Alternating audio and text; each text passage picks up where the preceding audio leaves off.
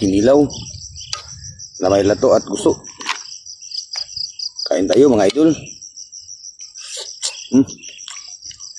Sarap.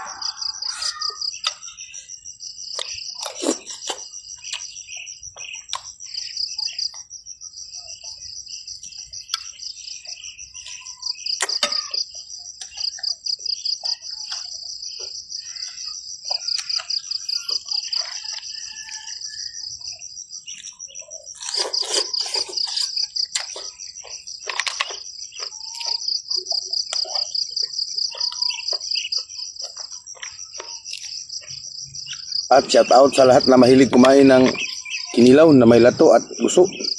Kain tayo ulit mga idol.